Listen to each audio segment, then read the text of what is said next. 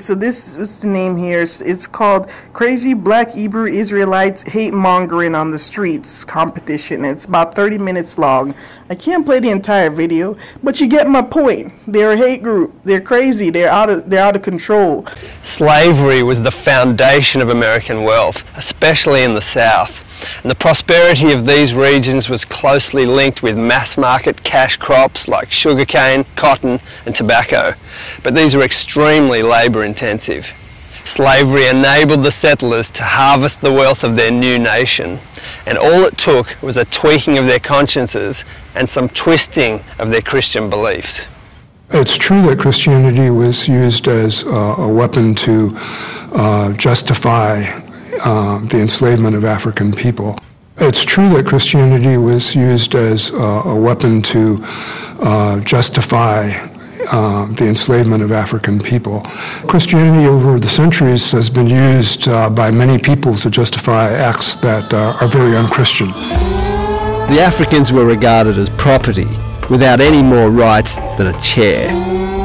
In practice, this meant they could be beaten by their owners and forced into back-breaking work. Take a moment to imagine living like this, going out to the fields every day and returning to this one dark room every night. Your entire family lives here, but you don't even have control over your own bodies. Any one of you can be sold off at any time. Do you have a sister or a daughter? Slave owners often sold off young girls to be the breeders of the next generation of slaves. Enslaved people weren't just physically defenseless, they were emotionally vulnerable as well. Slaves were denied any right that might confuse their status as property. They couldn't marry, they weren't allowed to learn to read, they essentially couldn't harbour any ambition for a future. Slave owners employed a range of means to assert control, including legislation and violence. They also used religion. White plantation owners read the Bible in a highly selective and frankly warped way.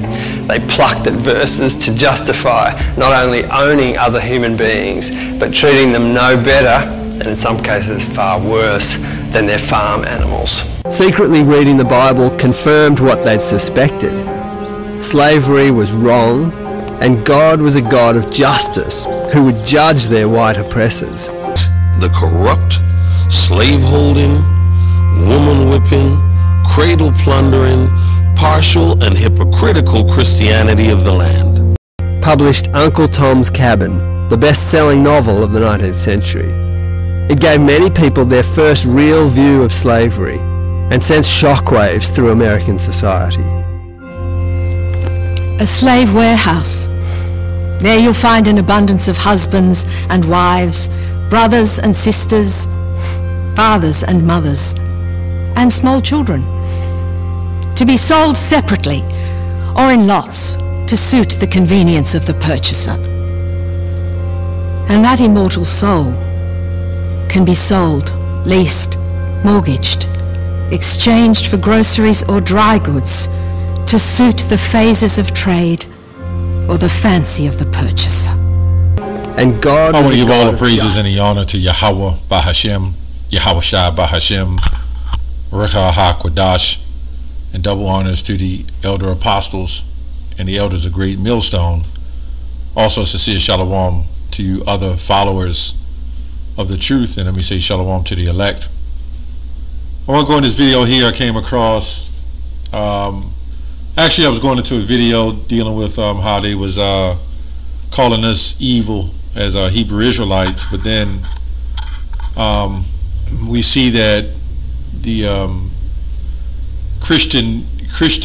Christianism, as we call it today, Christianity, we could see the foul behavior that they had and what they actually done.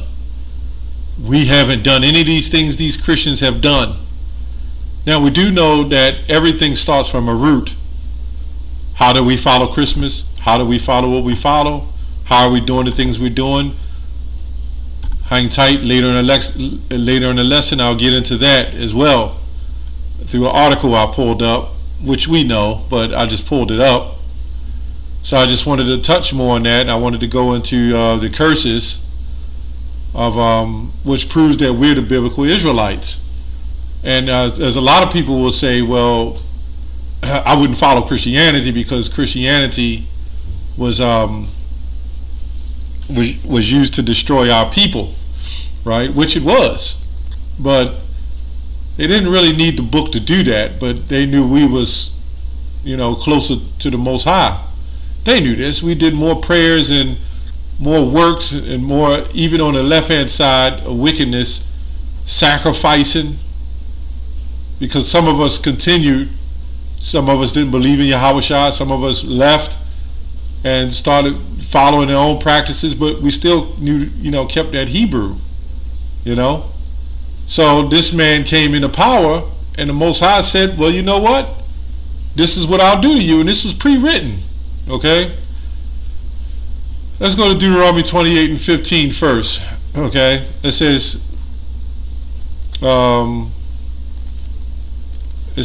but it shall come to pass, if thou wilt not hearken unto the voice of the Lord thy God, thy power, to observe and do all his commandments and his statutes, which I commanded thee this day, that all these curses shall come upon thee and overtake thee. There's quite a few. Cursed shalt thou be in a city, cursed shalt thou be in a field. When you go into work, when you come out off of work, you go into your house. Cursed shalt thou be in the basket of thy store.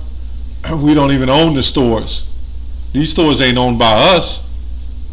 So we're cursed every time you go into a store that's not owned by you, your own people, so to speak. Everybody else has theirs. We don't. So that's a curse when you going in, and curse when you coming out of that basket in that store too. Okay, we could read on and on in the scriptures of the curses, but I want to just get a couple. Deuteronomy 28:23. I mean, we can go to 28:28. She'd be blinded with madness, astonishment, which means stupefied. And thy heaven that is over thy head shall be brass, and the earth that is under thee shall be iron. That's when they used.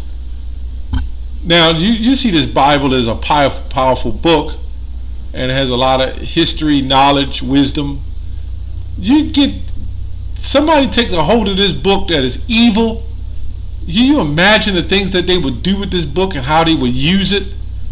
And it's not just a book, but the words of the Most High. And the Most High, in a tricky sense, allowed them to use it and come against us and do what he does, because it's his show. So you can't get around that. So the precept to that is, well, you keep reading, verse 48, therefore thou shalt serve thine enemy, which the Lord shall send thee in hunger and in thirst and in nakedness and in want of all things. This is why we blowing each other away. This is why they put these great rappers up with these nice shoes, right, and these nice clothes and the nice cars and the fronts and the diamonds. And I already know that these people have talent and they're willing to sell themselves for that style, and you're going to want it and you're not going to be able to get it, and then that's when that hatred and that hating spirit starts. Everybody has it in them some form of time, one or another, right? It goes on to say, and he shall put a yoke of iron upon thy neck until he have destroyed thee. Now you'll have people, because the Bible talks of allegories and parables. This is real talk here, man. This is the real deal. We had the yoke of iron, we had the shackles, we went through all that. What they didn't know when they was bringing us into slavery and they was doing what they was doing is fulfilling the prophecy that the Most High bestowed on Moses, right? The first 5 books, or let me say the book of the Bible, that he was, these are the prophecies that was going to come to pass. So we can see Christianity Let me go to this site here. Let me go to here. You had this guy, Robert E. Lee, who James White looks up to, who had slave owners. You have Vocab Malone, who goes to the Calvinism, John Calvin, who burnt Israelites at the stake. Anybody who didn't follow his doctrine. So the Reformationists, they got together with, against the Roman Catholics and went out in droves and conquered the Israelites in West Africa and in Spain. They was after the Israelites, by the way. That's why they only went into those, mainly those locations. Right? They have went to other places too because they wanted to dominate the world. But it's mainly about getting you Jake, as we see today. It's always about getting you Jake. You Jake can't get anything. You can't get jobs. You know, you can't get it. You're not going to be a millionaire unless you do what you have to do, or do what they tell you to do. But they're sure willing to give you anything else that is destructive to you. Anyway, let me get to the point. It says, this is, why did so many Christians support slavery? They went in some books of the Bible, and bought the scripture out, servants obey your masters and so forth. But they went and took it on other levels. Charitable and evangelistic reasons. Slavery removes people from a culture that worshipped the devil, practicing witchcraft and sorcery and other evils. So when they went, this is another thing, when they went into West Africa, they saw that some West African Israelites, we were doing sacrifices and things of that nature.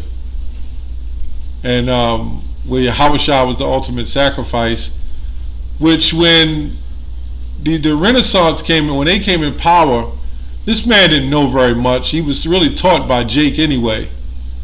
So they took and adopted what they had when they came into power and then used it as a tool against us. That's all they did. It says slavery brings heathens to a Christian land where they can hear the gospel. So you mean to tell me they went to Africa, Spain, various other places, and what they have done is they have paid off Christians, or they've stole slaves, took them back, brainwashed them, so to speak, fed them, made them feel good, and then have them come back and preach the gospel. This is where all your preachers and your evangelists come from. You want to know the root of it? It all goes back to slavery. This is why they said you go into the inner city, you see a church on different corners in the inner city. So you can't say the past has nothing to do with the present. It has everything to do with why our people are the way they are. Right? So in that time you had different plantations who had these pastors set up to teach them the Bible the so-called right way. And this is what they do. This is why Vocab Malone, he needs a Jake. Look, see, they understand that you need somebody who looks like you to get the message across. They're not going to do it. You know, the president knows not to go run into the inner city and start preaching in the church. They set up people to do that for them. Anyway, it says Christians' masters provide a religious instruction for their slaves. They just took it and ran all the way with it, man. But that was the way you were supposed to treat your slaves too. It never said let them hang for days on end. Lynching them and let them hang for days on end, right? It is slaveholders' own interest to treat their slaves well. Slaves are treated more benevolently than our workers, oppressive northern factories. So we see the same thing. We see the politicians. We see what's happening. That, you know, Jake is being treated well. Jake has got a nice place. Jake is doing things, but ultimately he's still oppressed, right? This is what they're saying. Slave owners. So then you had the abolitionists who was so-called wanted to abolish slavery. They never really wanted to abolish it when you do the research. They just wanted to abolish the kind of slavery that was going on so they could take and, let me say, they could take slaves that was who had less of, let me say, they might have had less of some form of dignity with themselves or maturity, and then they took them up to the north and they taught them how to be better people, so to speak. Civilized, that's the word I'm looking for. They took the uncivilized and they made them civilized, because you had civilized up the north more was than the civil, then you had the so-called uncivilized in the south. Them the wicked south was very wretched, right? They was wretched, but it's, slavery is slavery, no matter how you look at it. So this woman Harriet Tubman, she was also set up by the Quakers, right? You do the research. She was set up by the Quakers. She had men go with her. She even gave her weapons, and it was really just like taken from Burger King to give to McDonald's, right? It was all about business. It was all about property, and if you can make the slaves want to go somewhere better and you're treated right, why wouldn't they go? Of course they would. Anybody would. So the slaves from the slave owners from the south would go up north and kidnap and bring them back, and then you had to set up these underground railroads to get them back. That's just a whole new other story, another video. I just wanted to get on the understanding of this stuff with these the Christians, and how it was all based. These churches you see, Christianity you see, is all based off corruption, slavery, and evilness. Okay, Joel 3:1. For behold, the days come, and the time, behold, in those days, and in that time when thou shalt bring again the captivity of Judah, Jerusalem, I will also gather all nations and bring them down in the valley of Jehoshaphat, Yahweh's judgment, and will plead with them there for my people and my heritage Israel, talking about the Israelites, who we have scattered amongst the nations and parted my land. Who did that? Well, you got to say it. You know who did that. And they have cast lots for my people, and have given a boy for an harlot, and sold a girl for wine that they might drink. Yea, what ye have to do with me, O Tyre and Zidon, and all coasts of Palestine, will ye render me a recompense? And if ye recompense me swiftly and speedily, will I return your recompense upon your own head, because ye have taken my silver and my gold, and carried into my temples my goodly pleasant things. Thou the children of Judah also of Judah, and the children of Jerusalem have ye sold to the Grecians, that ye might remove them far from their border. Behold, I will raise them out of the place where ye have sold them. You can go to Isaiah, I think 11:11. And I will return your recompense upon your own head, and I will sell your sons and your daughters into the hands of the children of Jerusalem, of Judah and Jerusalem, and sell them to the Sabians and the people far off, for the Lord has spoken it. So ultimately, what was done to us, the Most High is saying what was done to the children of Israel is also going to be done to the people who did it. This is Jeremiah 30:16 as well. All they that devoured thee, every one of them shall have recompense. Anyway, that's all I have on that. I just wanted to touch on this quick topic about Christianity and the evilness that it spawned through that. That's all I have on that. Shalom.